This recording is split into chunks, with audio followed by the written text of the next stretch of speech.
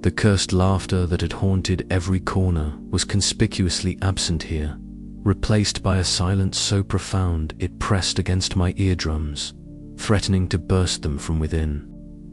It was in this unnatural quiet that they appeared, the shadow children. At first I thought my eyes betrayed me. Ghostly figures began to seep from the darkness, pale and indistinct, their forms wavering like smoke caught in a cold draught. They stood still, scattered across the path, like forgotten memories come to life. Their faces were blurred, as if smeared by time itself, but their eyes, empty voids, pierced through to my very soul. I felt their gaze, a weight heavier than any physical burden, anchoring me to this cursed place. I tried to move past them, but the closer I got, the more their presence grew oppressive. Their silence was deafening, and in it I sensed 1,000 unspoken accusations, the residue of sins buried so deep they had nearly slipped from my consciousness. My heart hammered against my ribcage, a frantic drumbeat echoing the terror swelling inside me. Was this what my guilt looked like? Not the cruel laughter or the twisted rides, but these silent watchers, these children of shadow. One stepped forward, its form flickering uncertainly, like a candle struggling against the wind. Its hand extended toward me, fingers trembling as if hesitant to touch. I recoiled, but the moment our eyes met, I saw reflected back the fractured shards of my own shame and fear.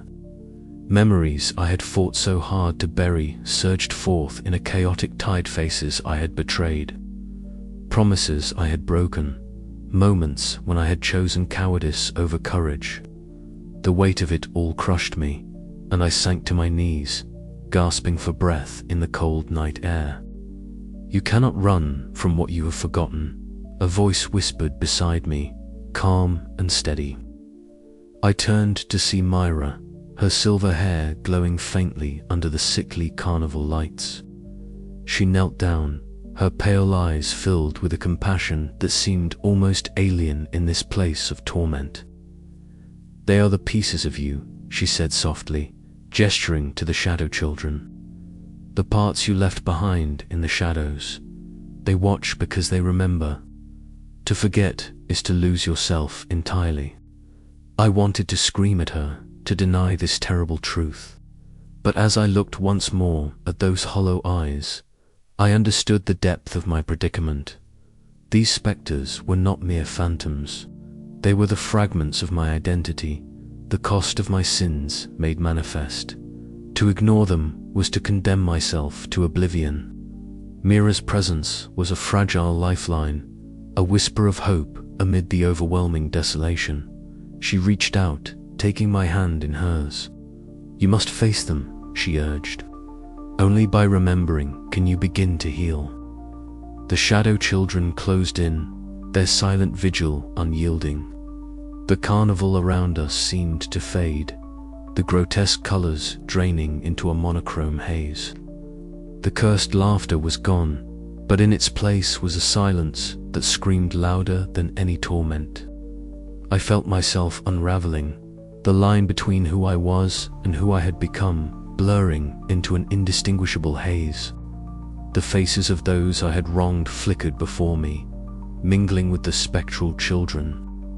I was caught in a tempest of memory and remorse, teetering on the edge of madness. Yet within that chaos, Mira's steady grip anchored me. "You are not alone," she said. "Remember, and you take the first step toward reclaiming yourself." With trembling hands, I reached toward the nearest shadow child, willing myself to confront the silent witness to my past. The chill of its presence seeped into my bones. But beneath the cold was a strange warmth, a promise that in facing these shadows, I might find a way back from the abyss. The carnival's nightmare was far from over, but amidst the haunting silence of the shadow children, a fragile flicker of resolve kindled within me. I would have to survive this ordeal, piece by broken piece, or be lost forever to the cursed laughter that awaited beyond. And so I stood, surrounded by the silent watchers, poised on the trembling precipice of memory and madness, knowing that the path forward demanded I embrace the very shadows I had long feared. The once familiar rides, now contorted and warped beyond recognition, twisted into monstrous parodies of their former selves. The carousel's painted horses stretched and melted, their eyes leaking ink-black tears that dripped onto the cracked pavement. Above, the Ferris wheel groaned ominously, its gondolas bending and twisting like the limbs of some colossal, slumbering beast awakening from a nightmare. A sickly green mist coiled through the air, thick with the acrid scent of burnt sugar and rusted metal. The carnival music, once jovial and inviting, had become a dissonant cacophony of warped melodies and disjointed rhythms. It slithered through the air, entwined with the cursed laughter that echoed relentlessly, a sound both infectious and horrific.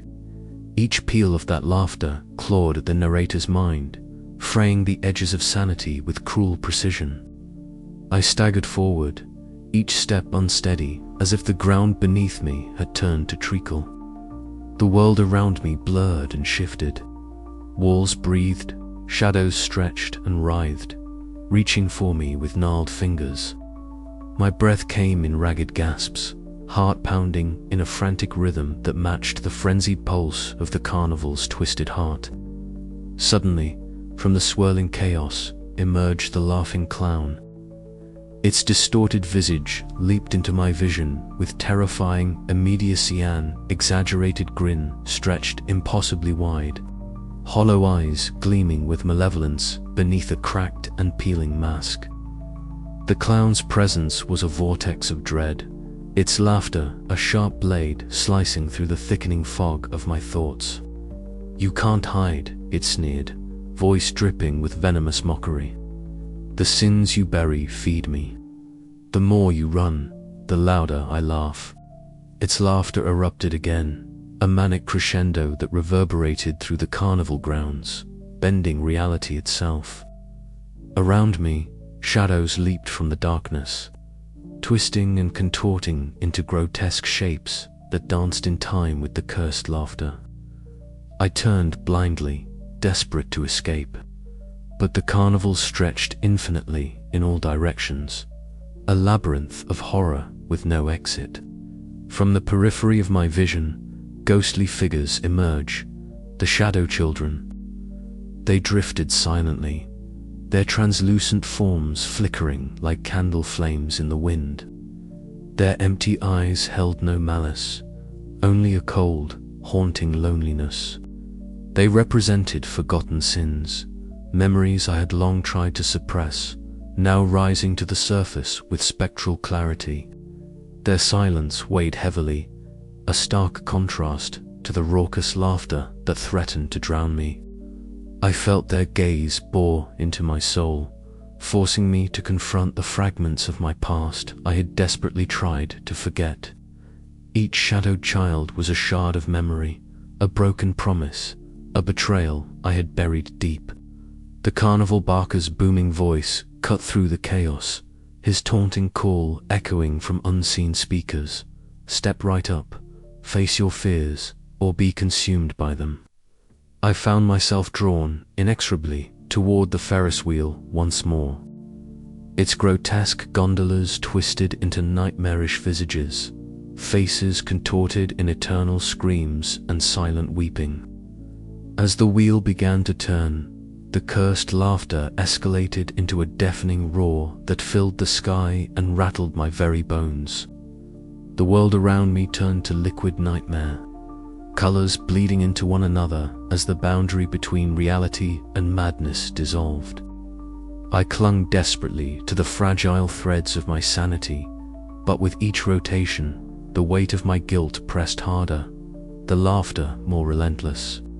A scream tore from my throat, raw and desperate, mingling with the cursed laughter that would not cease.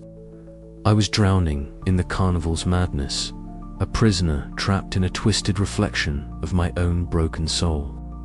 The descent into madness was complete, and I feared what horrors awaited me next. As the Ferris wheel turned, the carnival's sinister pulse quickened, and I knew the nightmare was far from over. Somewhere in the shadows, the laughing clown's grin widened. The cursed laughter was not just a sound, it was a sentence, a reminder that my torment had only just begun. The night stretched endlessly ahead, a dark spiral pulling me further into the abyss. And in that abyss, my own fractured mind awaited the next cruel revelation. Her silver hair caught the pale light in a manner that made her seem almost ethereal, an apparition caught between this world and the next. We reached a worn bench beneath a flickering string of lights, their inconsistent pulse echoing the unsteady beat of my heart. Mira settled onto the bench with a grace that belied the weight she carried. Her eyes, calm pools of muted sorrow, met mine without hesitation.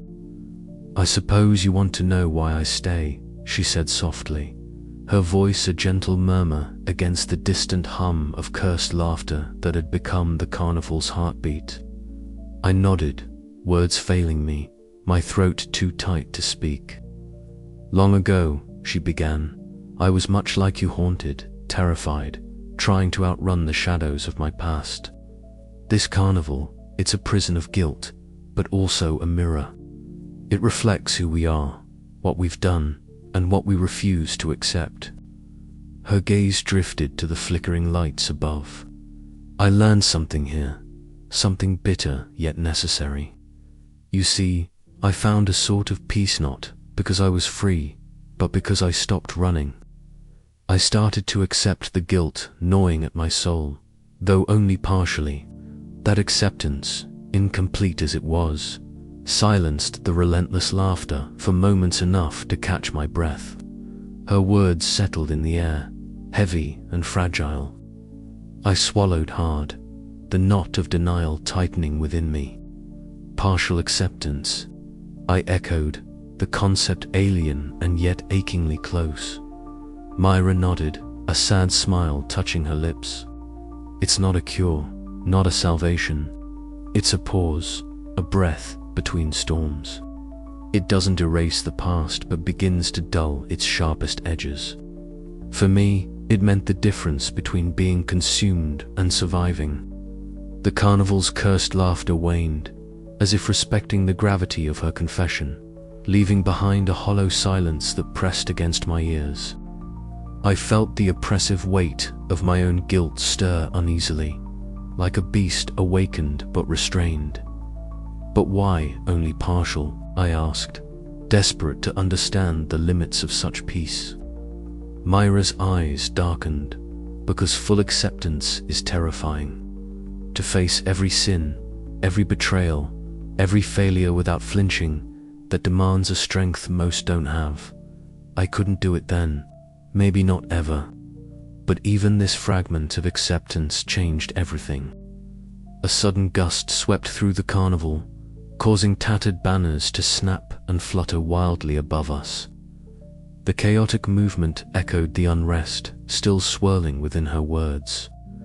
The carnival seemed to pulse with a life of its own, its grotesque attractions looming like sentinels of judgment. I looked at Mira, my voice barely a whisper. "Do you think I can find that peace?" She reached out, her hand cold but steady, resting lightly over mine. The touch was a lifeline, fragile but real. "It's possible," she said, "but it starts with truth, with no more running." Her presence was a beacon amid the suffocating darkness, a fragile hope that flickered stubbornly against the shadows. I wanted to believe her, to grasp that sliver of peace she described. Yet the cursed laughter, now distant but never gone, reminded me that the road ahead was treacherous. "I don't know if I'm strong enough," I admitted, the admission a crack in my own armor. "Strength isn't the absence of fear," Mira replied, "but the will to face it." As the carnival breathed around us, its grotesque horrors momentarily held at bay by this quiet exchange, I felt the first stirrings of defiance against the endless torment. Perhaps, just perhaps, the nightmare could be challenged not by fleeing or denying, but by facing the darkness within. A distant call from the carnival barker shattered the fragile silence, drawing me back to the relentless procession of sins yet to be confronted. Mira squeezed my hand once more before slipping away into the shadows, leaving me alone with the weight of her words. The path forward was uncertain, shrouded in doubt and dread. Yet, amidst it all, a single truth flickered. Partial peace was not salvation, but it was a beginning. And for the first time since my arrival, I dared to hope. The cursed laughter echoed once more, but now it sounded different, less mocking, more like a challenge. The carnival had not relented, but neither had I. The wheel was turning again, and with it, my reckoning. I will face it, I whispered into the night. I will not run anymore. The carnival awaited, its twisted maze of horrors, ready to peel back the layers of my soul. But for now, I carried with me a fragile light, a glimpse of Myra's partial peace and the faint promise that I might yet find my own. Every step echoed hollowly beneath the flickering lights that painted the world in sickly hues of decay and despair. Then, as if summoned by my faltering resolve, the laughing clown appeared not as a mere spectre this time, but a living nightmare incarnate. Its grotesque face stretched unnaturally wide into a smile that mocked the very concept of joy loomed out of the shadows. The hollow eyes-black pits, devoid of mercy, pierced my soul, drilling deep into the marrow of my guilt. A laughter erupted, harsh and jagged, slicing through the night air like shards of broken glass. It was a sound that curled cold fingers around my heart, squeezing until the breath caught and the world tilted. I staggered backward, the laughter chasing me as the carnival itself seemed to pulse with malevolent life. The twisted tents leaned closer, their canvas walls whispering secrets of sins long buried. Reflections in cracked mirrors fractured into distorted versions of myself, each one a grotesque caricature, accusing, condemning. The cursed laughter grew louder, swelling into a chorus of torment that threatened to drown my very being. Just as despair clawed at my throat, a sudden calmness brushed the chaos aside. Myra's pale figure materialized beside me, her silver hair shimmering faintly under the jaundiced glow. Her voice, soft yet resolute, cut through the madness. "You do not have to carry this alone," she said, eyes steady despite the carnage surrounding us. Her presence was a fragile lifeline, a flicker of hope amidst the relentless storm. I reached out, trembling, grasping at the comfort she offered. But the laughing clown was not finished. It lunged forward with a maniacal grin, its laughter twisting into a scream that echoed within my skull. The carnival around us convulsed, the hall of mirrors shattered and reformed, each shard reflecting a memory I had tried to forget. Faces from my past leered and jeered, their voices overlapping in a cacophony of blame and regret. The laughter was no longer just sound. It was a living force, stalking me through every shadowed corner. I felt my resolve falter, the crushing weight of guilt threatening to consume me whole. Yet, within that abyss, Myra's steady hand anchored me. "Face it," she whispered, "or be lost forever." The choice hung before me, sharp and unforgiving. Surrender to the torment and dissolve into oblivion, or muster the fractured pieces of myself to fight back. My breath hitched, a tremor of defiance stirring beneath the layers of fear. I clenched my fists, the cursed laughter still ringing in my ears, but now met with a flicker of resistance. This was no longer just punishment. It was a crucible, and I had to decide whether to be forged anew or broken beyond repair. As the carnival's twisted shadows writhed around us, the night held its breath. The final act of torment had begun, and with it, the fragile hope that redemption might yet be within reach. The laughing clown's grin widened, a sinister promise that this was far from over. But so was my fight, and as the echo of cursed laughter faded into a low, haunting murmur, I knew the path ahead would demand everything I had done more. The carnival whispered its dreadful invitation once again, a challenge laid bare, surrender or defy. Which would I choose? The answer would shape the fate of my soul. I stood frozen, my breath shallow and uneven, every nerve screaming in protest as the shadows beneath the towering wheel coalesced into a form both dreadful and mesmerizing. From the murk emerged the ringleader, tall and imposing, his presence swallowing the faint flickers of carnival light like a black hole. His twisted carnival mask caught the sickly glow, the grotesque smile carved into it a mockery of joy, while his faintly glowing eyes bore into me with merciless scrutiny. Silence fell, a silence so complete it felt like the world itself held its breath. Then, in a voice that was both calm and chilling, the ringleader spoke. His words were measured, deliberate, each syllable a hammer striking the fragile walls of my denial. You have come far, but your journey is not yet complete. The sins you carry are not shadows to be ignored, but chains that bind you here. My heart pounded like a frantic drum, each beat a summons to face the abyss within. Flashes of grotesque carnival horrors danced behind my eyelids, twisted rides that screamed with the voices of the damned, distorted mirrors reflecting faces warped by guilt. The cursed laughter, the ever-present spectre, swelled to a crescendo, echoing inside my skull with maddening insistence. From the swirling darkness at the edge of my vision, Myra appeared. She was as ethereal as ever-pale skin like moonlight, silver hair flowing like liquid mercury, dressed in the faded garb of the carnival's forgotten past. Her eyes held a calmness that contrasted starkly with the storm raging inside me. She whispered, barely audible, "Face it. Only acceptance can break the cycle."